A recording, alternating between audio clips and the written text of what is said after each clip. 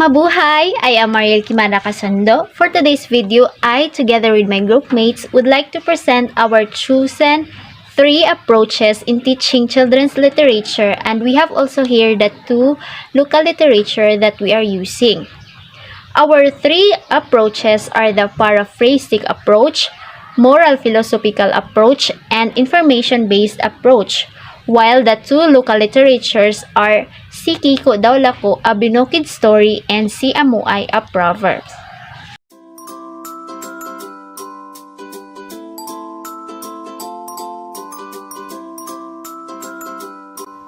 Hi class, good day. I am Teacher Queen and I'm here to discuss the topic about literature. So I have here 2 literary pieces that I'm going to read to you. First is Si Amuay. It is a proverb. And the second is Si Kikoy og ang Milo, a child story or a children's story. Okay, now, are you ready to listen? One night, Amoy can sleep because of the bright moonlight touched the earth. Amoy stand up and walk to the near riverbank. As he glimpsed his eyes to the water, he is shocked as he saw a glow of beautiful light under the water. What is that light? It is beautiful and amazing. I'm going to have it and make it a medicine, said Amoy. To fake it, Amoy stretched his hand to the water and attempt to take the light, but he can't reach it. I need to swim to take that medicine light, Amoy said. But the problem is, he don't know how to swim and it might make him drown into the water. Upon knowing that he didn't know how to swim, Amoy still jumped into the water to take the light. Amoy did not reach the ground of the water. Instead, he go back to the surface because he can't breathe. I need to fix my breathing, said Amoy. He jumped again into the water and an amazing light from the sky caught his attention and looked up. He is amazed that make him decide which one did he take first. It is the light under the water or the light above. Nevertheless, he dived into the water to take the light there, but he can't, although he already touched the light, until he almost drowned. Amoy still did not give up. He dived into the water again and again, knowing that he's not a good swimmer. He dived many times until he tired and died. When Amoy first dived into the water, he saw the moon. That's why he can't take the bright light under the water because it's just a reflection of the moon which is above the sky. Si Kikoy og ang Milo. Adunay lalaki nga ginganlan og Kikoy. Kini si Kikoy naglakaw sa layo. Sa kadugayon sa iyang paglakaw, nagkaabot siya sa naay natumban na kahoy. Nakita niya ang natulog nga Milo. Iya kining giplanuhan na dakpon og ibaligya sa lungsod dayon ipalit og kabaw og daro. Kung makapalit na ako og daro, ako dayon itaod sa kabaw og pagasugdan ang pagdaro sa dalan. Ingon si Kikoy. Kung naay tao, akong singgitan na ayaw diha og agi kay naay Milo, ana si Kikoy. Pero nakamata ang Milo og nidagan, wala na dayon madayon ang iyang plano. Maayong adlaw class, akong ipasabot sa inyo og maayo kung unsa gyud ang panultion nga ginganlan og si Kikoy og ang Milo. Naay lalaki nga nagngalan og Kiko. Ang pangalan sa lalaki kay Kiko. Kani siya nga lalaki laagan, magsigi siya og lakaw-lakaw bisag asa. Sa iyang paglakaw-lakaw nakaabot siya sa natumba nga dako nga kahoy. Nakita dayon siya og natulog nga Milo. Iya kaning giplanuhan ang Milo nga dakpon ug iyang ibaligya dayon sa lungsod, tapos ang halin iyang ipalit og kabaw og daro. Kung makapalit siya og daro, magdaro na dayon siya. Iyang itaod sa kabaw ang daro, tapos magdaro na siya. Ana pa siya, kung naay tao nga mulabay, Iya kaning badlungon ug dili ipaduol sa Milo. Ug sa dihang nakamata ang Milo ug nakadagan, bantog wala niya natuman ang iyahang mga plano. Maayong adlaw class. Karon na ako'y mga pangutana sa inyo tanan aron makita nako kung kamo naminaw ba gyud sa story nga atong gibasa. Na ako'y pulo ka mga pangutana nga giandam aron inyong ansiran. Unang pangutana. Unsa ang title sa duha ka story nga atoang gidiscuss ganina? Ikaduhang pangutana. Kinsa ang mga karakter sa story? Ikatulong pangutana. Unsa may plano ni Kikoy sa Milo nga iyang nakitaan? Ikaupat nga pangutana. Unsay plano paliton ni Kikoy? Ikalimang pangutana. Natuman ba ang plano ni Kikoy? Ikaunom nga pangutana. Si Amuay mitindog og milakaw padulong sa? Kapitong pangutana. Unsay hinungdan nganong dili makatulog si Amuay? Ikawalong pangutana. Si Amuay nakakita og isa ka maanindot nga sinag sa adlaw, unsa may gibuhat ni Amuay niini? Ikasiyam nga pangutana, kabalo ba si Amuay mosalom? Ug ikapulo nga pangutana, niundang ba si Amuay sa pagdive sa tubig? For you to understand those three approaches, let me start with the paraphrastic approach. When we say paraphrastic approach, it is obviously teaching the students to comprehend the text through paraphrasing. This is to retell the text to the story to help them understand by using the simple terms to explain the text, and then discuss what the author says in the story, and lastly, allow the students to tell the storyline. One of the activities in the paraphrastic approach is to translate the text into the language one.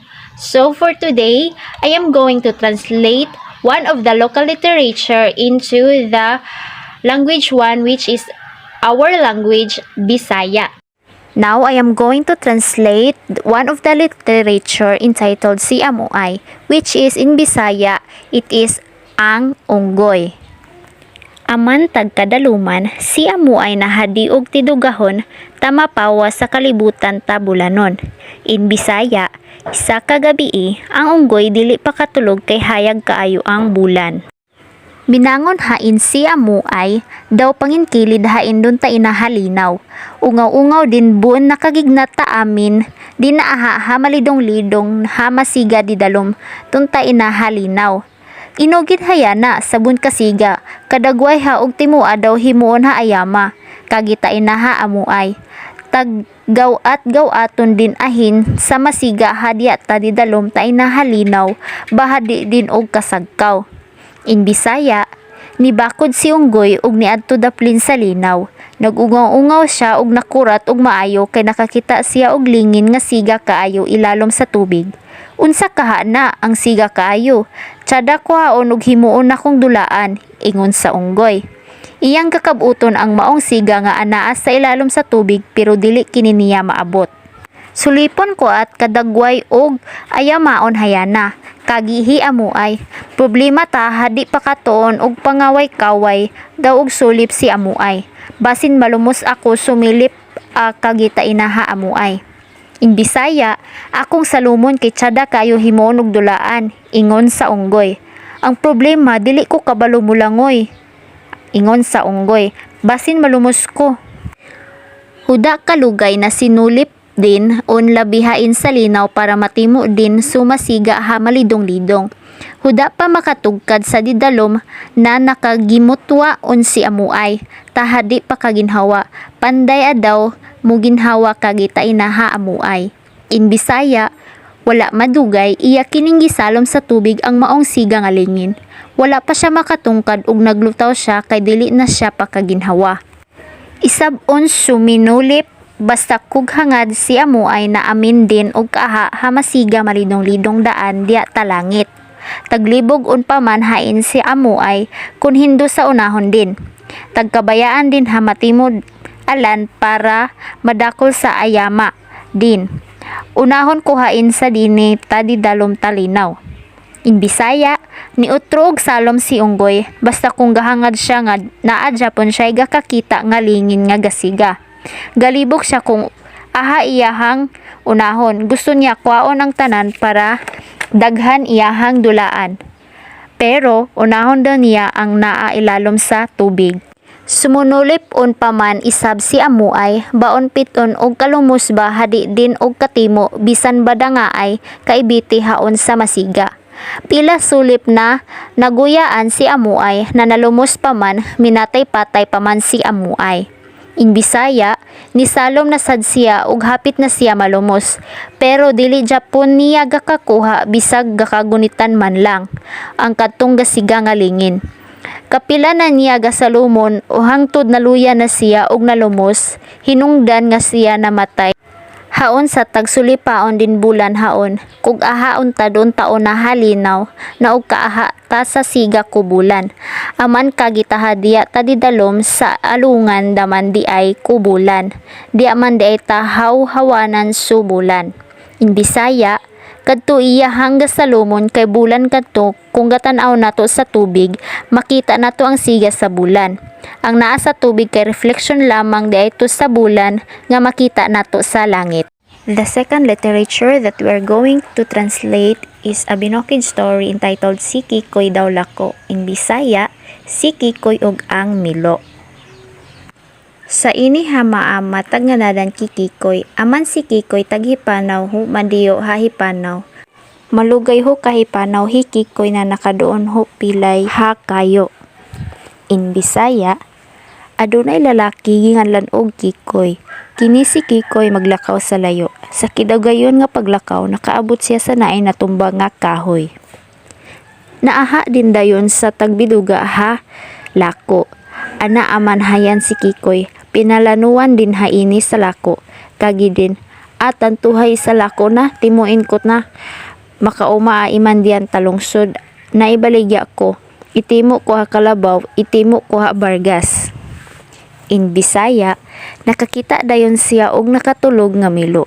Iya kining giplanuhan ang Milo. Ingon siya, dakpon ko niyang Milo, kay ibaligya sa lungsod kay ipalit pud og kabaw og daro. Aman makatimo ako bargas, mag-arado naku makatuhog din ni tadalan sa dako ko na sa dahin ko. Nabutog ta amin umagi doon ha itaw na umawin ko, hoy hadi kaw agi doon tayan. In Bisaya, kung makapalit na og daro, magdaro na dayon ko.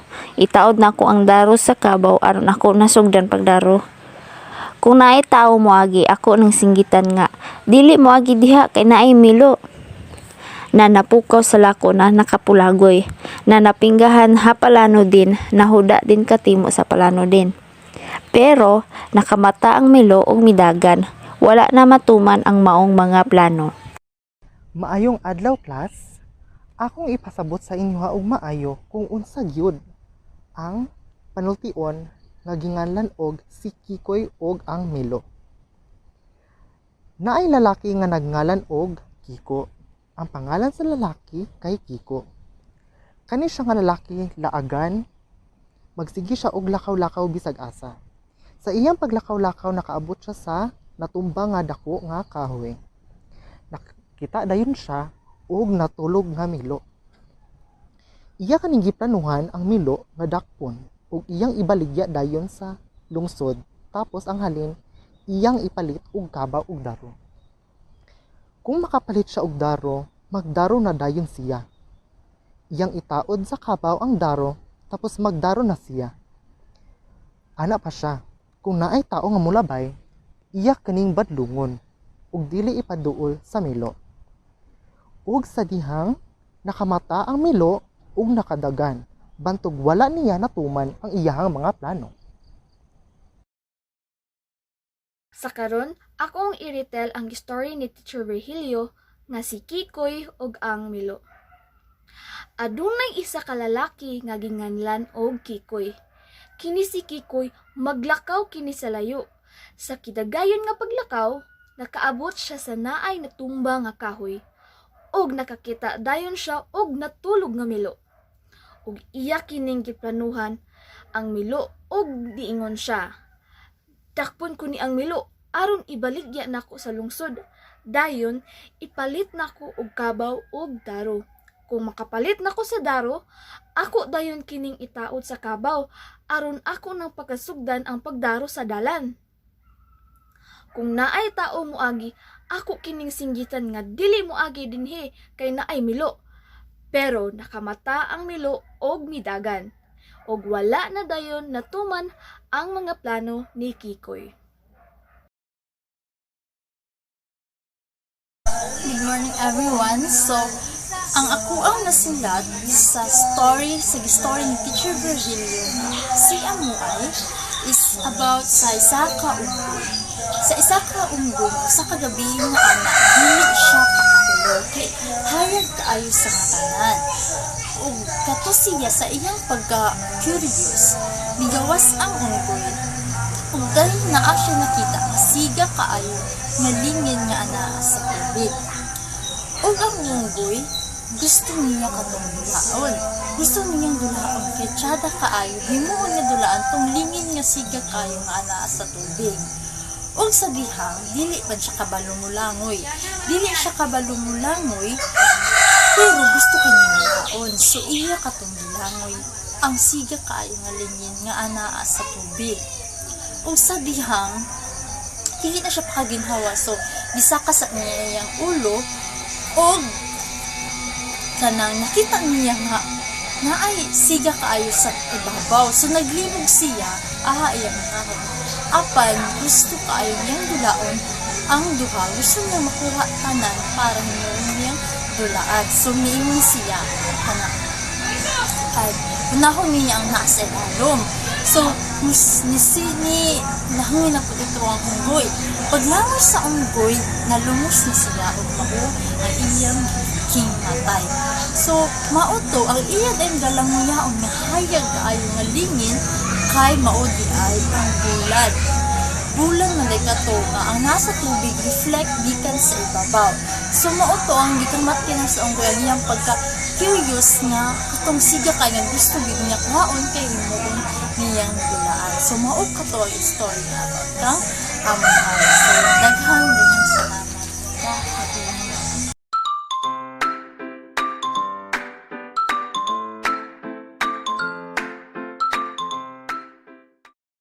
So the moral lesson of the story, si Kikoy ug ang Milo, is act before it's too late. Kay diba sa story, nagplano-plano pa siya na what if iyahang dakpon ang Milo, tas iyang ibaligya sa lungsod, then magpalit din siya og kalabaw og daro. Then wala pa siya, then sa iyang plano, wala niya gibuhat daan di tan-awa, nakalakaw or nakadagan na noon ang Milo nga iyang nakitaan, diba? So wala siya nahimo sa iyang plano. In proverb, si Amuay, the moral lesson of it is, don't be too foolish about your ambition. Think before act is must. And there is another one lesson of this proverb. It is the reconsider the chances that is given to you, which is natagaan to si Amuay, diba, og chance kinakakita siya sa moon sa sky, but nagpadayon gihapon siya og salom dito sa water without thinking na reflection ra dayto siya sa moon, and the real moon kay tuwa sa sky, diba? Foolish kay siya tungod kay naa siya goal na kwaon to niya tong light under the water tungod kay himuon niya og medicine, but without thinking na gitagaan siya chance ato nga mag-otro siyang decision, which is kinahanglan siya mag-choose yung una kuhaon or yung dapat kuhaon nga light. It is the moon above or the light above or the light and the water, diba? Iyaha yung gipili nga mudive gid siya, although di siya kabalumulangoy, diba? So dito siya murag full kaayo siya kay tungod kay na siya goal nga kanang although risky na kay siyang kinabuhi, then wala pud siya naghuna-huna kung unsay circumstances nga mahitabo sa iyaha. So class, the proverb si Amuay tells you na dapat wais mo sa inyong decision, and also if namoy ambition, inyo na siyang reconsider na ninyo siya pila ka times, dili lang 100,000s or million times gid ninyo siya ihunahunahon kung okay ba siya sa inyo? Dili ba risky sa inyo, or ambition is makadaot ba or dili sa inyo, ha? Like that. And also, si Kikoy and Damilo, kana siya nga story nag-ingon sa inyo, ha, or nagpahibalo sa inyo, ha, nga dapat kung namoy plano, kay namoy plano nga mahitabo sa inyong kinabuhi, dapat inyong lihukon, dili kay plano-plano lang. Okay? So, that's all about our topic today. Thank you. So, good day everyone. I am Ephraim Manahon. And today, I will going to discuss to you the moral philosophical approach. So, what is moral philosophical approach? Moral philosophical critics believes that the larger purpose of literature is to teach morality and to probe philosophical issues. So, Matthew Arnold said, works must have high seriousness. And Plato said, literature must exhibit moralism and utilitarianism. And Harvey said, literature should be delightful and instructive. The moral philosophical approach is concerned with the content and values. The concern is not only to discover meaning, but also to determine whether the works of literature are both true and significant.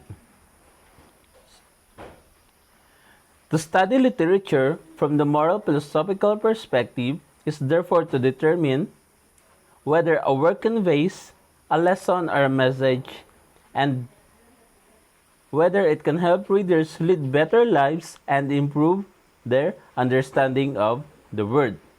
So, here are some questions or guide questions. What ideas does the work contain? And how strongly does the work bring forth its ideas? And also, how many ideas be evaluated intellectually? So, and now I will going to discuss to you the strengths and the weaknesses of the moral philosophical approach.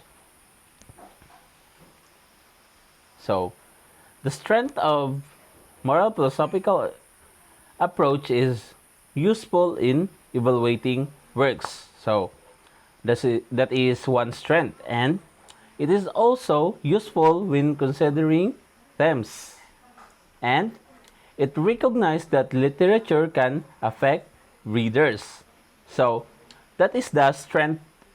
That are the strengths of the moral philosophical approach, and I will going to discuss to you the weaknesses. So, number one weakness is that the approach can be too judgmental. So that is one of the weaknesses of the moral philosophical approach. And also, literature should be judged primarily on its artistic merits, not its moral or philosophical weaknesses content. So, that is the strength and weaknesses of the moral philosophical approach. And I will going to discuss to you the moral dilemma of the story Si Kikoy ug ang Milo. So, for me, as I read the story, I think the moral dilemma of the story is that he knows that the Milo is sleeping, and he still shouted the man to stop from walking in that direction so that the Milo won't wake up and run. And the moral dilemma of the story, Amuay. So, the moral dilemma of the story is that will you still risk your life to reach that moonlight under the water when you cannot even swim? So, I think it's not bad idea to reach that moonlight, because she's going to reach that moonlight to make it a medicine to cure many people, but he doesn't realize that she is risking her life just to get that moon. And that is the moral dilemma of the story. And I hope you understand and learn something, and thank you for listening. So good morning class. I am teacher Clint and today we're going to tackle about the story called Si Amuay and Si Kikoy Daw Lako. So the first story we're going to tackle is called or entitled Si Amuay. One night, Amuay can't sleep because of the bright moonlight touch the earth. Amuay stand up and walk to the near river bank. As he glimpsed his eyes to the water, he is shocked as he saw a glow of beautiful light under the water. What that light? It is beautiful and amazing. I am going to have it and make it a medicine, Amoy said. To take it, Amoy stretched his hands to the water and attempt to take the light but he can't reach it. I need to swim to take that medicine light, Amoy said again, but the problem is he don't know how to swim and it might make him drown into the water. Upon knowing that he don't know how to swim, Amoy still dived into the water to take the light. Amoy did not reach the ground of the water. Instead, he go back to the surface because he can't breathe. I need to fix my breathing, said Amoy. He dived again into the water and an amazing light from the sky catch his attention and look up. He is amazed and make him to decide which one to take first. It is the light under the water or the light above. Nevertheless, he dived into the water to take the light under the water but he can't. Although he already touched the light until he almost drowned, Amoy still did not give up. He dived into the water again and again, knowing that he's not a good swimmer. He dived many times until he's tired and died. When Amoy first dived into the water, he saw the moon. That's why he can't take the bright light under the water because it's just the reflection of the moon which is above the sky. The moral dilemma of the story is when Amoy tried to make a decision whether he'll take the light out of the water, although he knew he doesn't know how to swim, or walk away because he don't know how to swim. Amoy ended up compromising things and risked his own life. He dived into the water again and again until he tired himself out and drowned to death. Amoy had a decision not to risk his own life just to get the light in the water. So if you were Amoy, what will you do? The next story we're going to read is entitled with Si Kikoy og ang Milo. Adunay lalaki ginganlan og Kikoy. Kini si Kikoy maglakaw sa layo. Sa kidagayon nga paglakaw, nakaabot siya sa natumbang nga kahoy. Nakakita dayon si Kikoy og nakatulog nga Milo. Iya kining giplanuhan ang Milo og ningon siya. Dakpon ko ni ang Milo aron ibaligya na ako sa lungsod. Dayon ipalit na ako og kabaw og daro. Kung makapalit na ko sa daro, ako dayon kining itaod sa kabaw. Aron, ako na pagasugdan ang pagdaro sa dalan. Kung nay tao mo agi, ako ning singgitan nga dili mo agi diha kay nay Milo. Pero, nakamata ang Milo ug midagan. Wala na dayon natuman ang iyang plano. So the moral dilemma of the story is when Kikoy had a decision in mind that he'll capture the sleeping Milo he saw near the tree. The plan Kikoy had in mind is to sell it off in the market and buy things that he can use in cultivating his farms. But things did not go as planned when there was people walking nearby the Milo.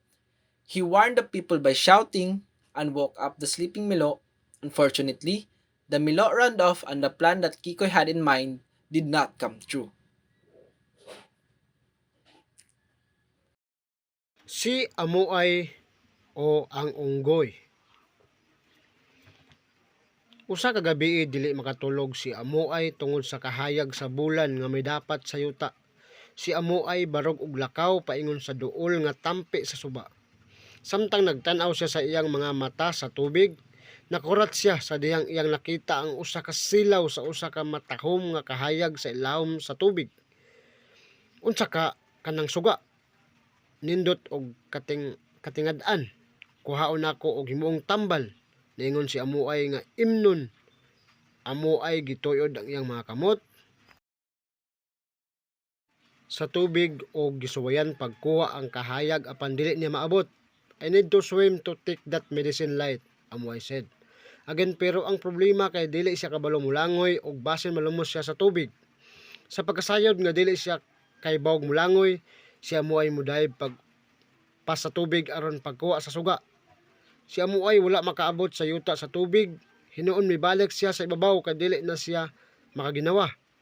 Kinahanglan ayuhon ko akong pagginawa matod ni Amuay. Misawom siya pag-usab sa tubig ug usa ka talagsaong kahayag gikan sa langit ang nakakuha sa iyang atensyon.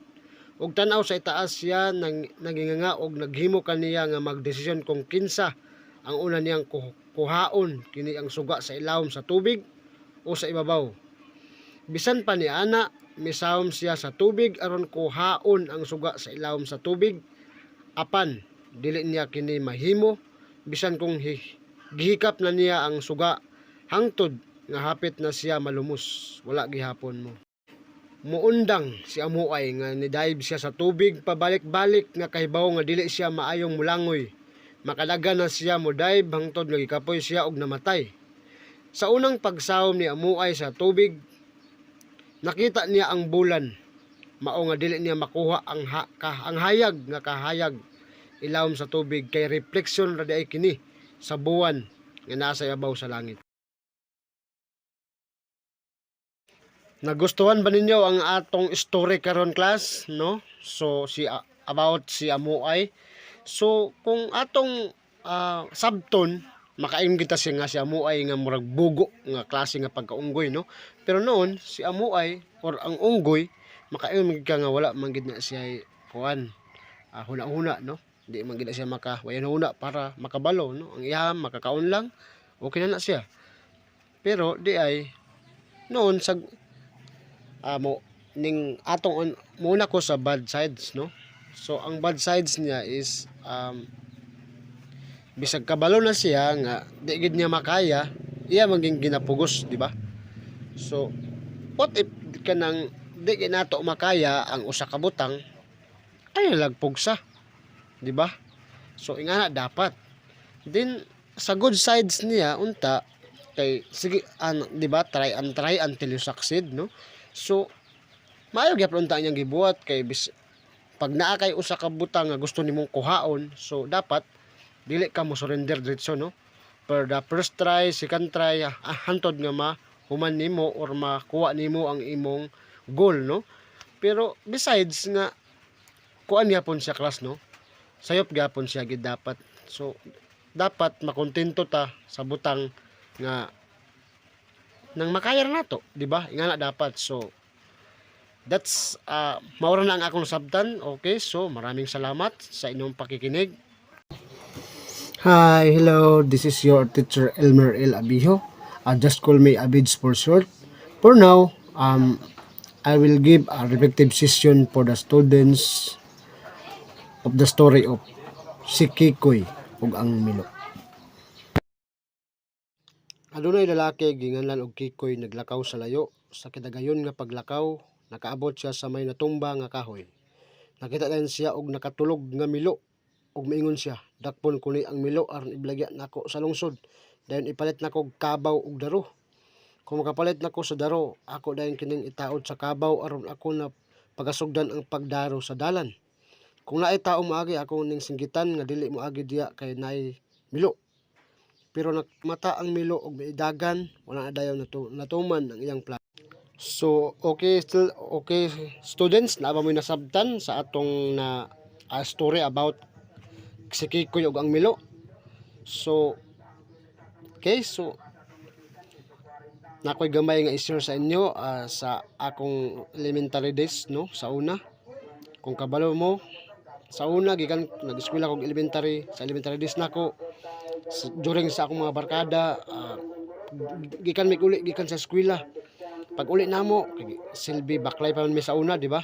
So pag baklay namo magparod-ano rin mi sa among sinilas, isip maramig nag drive sa barko or barko ang among sinilas. Then ug kinsay makauna nga may mudaog ni uday silbi ningon dayon ko nga og kinsay makadaog sa to part moy mauyab ni Injiloxin silbi murag ana. So ni ako may nakadaog di but pasabot nga silbi ning ako moy ni uyab ni Injiloxin, pero bisa istorya nga si Kikoy ug ang Milo, so mura gihapon siya og silbi related gyapon sa kanang story nga atong gibasa karon, di ba?